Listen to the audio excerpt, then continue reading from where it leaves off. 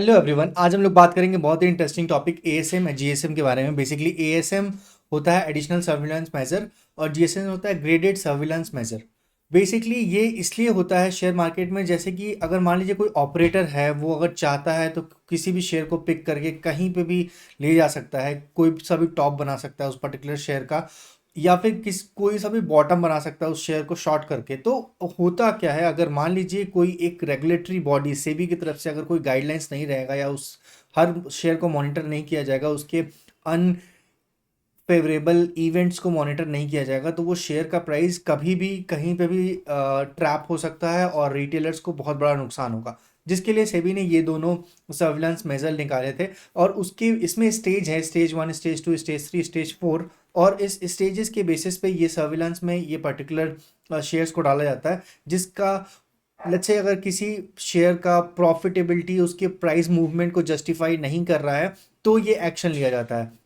अगर प्रॉफिटेबिलिटी बिल्कुल भी नहीं है उस शेयर में और वो शेयर भागता ही चला जा रहा है, मतलब उस शेयर में कोई रोक नहीं है, वो शेयर बहुत ज़्यादा भाग रहा है, 3x 10x 5x बहुत ज़्यादा मूव कर रहा है और उसमें प्रॉफिटेबिलिटी बिल्कुल भी नहीं है, वो लॉस है, लॉस हर बार बुक कर रहा है, हर बार वो लॉस रिपोर्ट कर रहा है वो शेयर।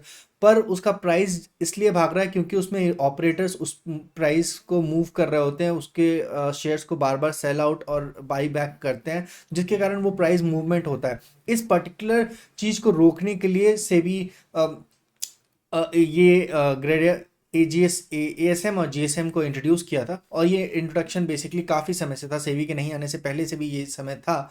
तो अगर हम लोग इस चीज़ को थोड़ा क्लोजली देखें ना, तो आप देखेंगे कि बहुत सारे शेयर्स का 5% में ही अपर सर्किट और 5% में ही लोअर सर्किट लग जाता है, और बहुत सारे शेयर्स का 99% में भी अपर सर्किट और लोअर सर्किट नहीं लगता है।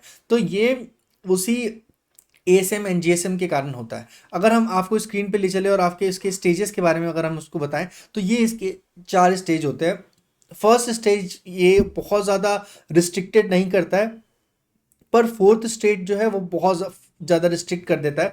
तो लेवल्स जो होते हैं फर्स्ट सेकेंड थर्ड फोर्थ, वो इस लेवल पे डिफाइन किए जाते हैं। एंड अगेन ये जो कंप्लीट डिटेल्स है, अगर मान लीजिए बहुत बार ऐसा होता है कि अगर वो सर्विलांस में वो पर्टिकुलर शेयर है, तो आप उस शेयर को में ट्रेड नहीं कर सकते हैं। ट्रेड नहीं कर सकते मींस उस शेयर को सेम डे में बाई करके सेम डे में सेल नहीं कर सकते, इंट्राडे उसमें रिस्ट्रिक्ट कर दिया जाता है। तो इन सब चीज़ों को ध्यान में रखते हुए सेबी का रेगुलेटरी बॉडी इस पर्टिकुलर शेयर्स में इन्वॉल्व होता है और एएसएम एंड जीएसएम को अप्लाई किया जाता है। ये डॉक्यूमेंट है, अगर आपको कंप्लीट डिटेल जाननी होगी एफएक्यू, तो ये डॉक्यूमेंट बेसिकली सेबी की तरफ से है।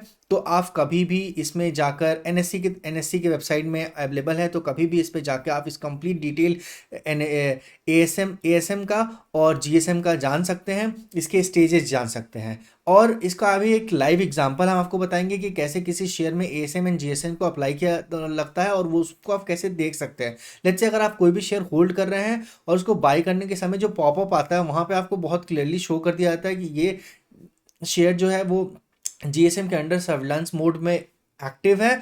और अगर वो एएसएम के अंडर सर्विलांस मोड में एक्टिव है, जीएसएम का मतलब होता है ग्रेड सर्विलांस मोड, एएसएम का मतलब होता है एडिशनल सर्विलांस मोड। एएसएम थोड़ा सा अपर लेवल है जीएसएम का, ये टेक्निकल वर्ड्स है, पर डेफिनेटली अगर वो जो शेयर एएसएम एंड जीएसएम में है, उसका मतलब है उसमें प्राइस मूवमेंट और या फिर ऑपरेटर का इन्वॉल्वमेंट काफ़ी ज़्यादा है और कोई भी रिटेलर उसमें ट्रैप ना हो जाए, इसीलिए ये सब चीज़ों को किया जाता है। ये मेजरली पेनी स्टॉक्स में भी किया जाता है, ताकि पेनी स्टॉक में कोई भी रिटेलर का पैसा बहुत ज़्यादा फंस ना जाए।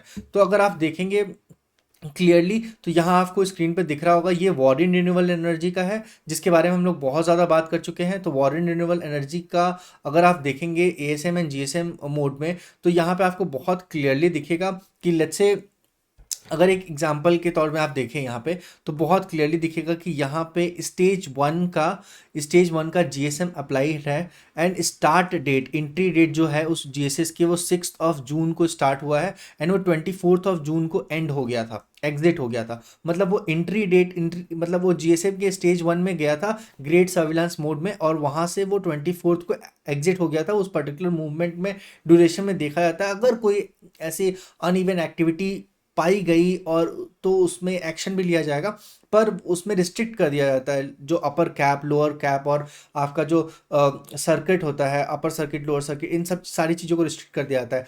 अभी अगर आप देखेंगे तो स्टेज 4 का एएसएम के स्टेज 4 में वारेन रिन्यूएबल टेक्नोलॉजी था और यहाँ से ये मूव होके स्टेज 3 में आया है। तो बेसिकली अगर आप देखते थे पहले वारेन रिन्यूएबल एनर्जीज में सिर्फ 5% का upper circuit and lower circuit लगता था, वो इसलिए क्योंकि ये स्टेज 4 का था, ठीक है। अब इसके बाद से ये स्टेज 3 का है, तो कुछ रिस्ट्रिक्शन यहाँ से कम हो गए हैं, पर अगेन ये स्टेज 3 के सर्विलांस में है। तो इसी तरीके के हर शेयर्स को आप चेक कर सकते हैं, जो शेयर आपको लगता है, आप एनालिसिस कर रहे हैं और उस शेयर में लगता है कि इसमें कुछ ऐसी एक्टिविटी हो सकती है, तो आप उसको एनालाइज करने के बाद अपना फैसला ले सकते हैं। ये सिर्फ और सिर्फ एक एजुकेशनल वीडियो है।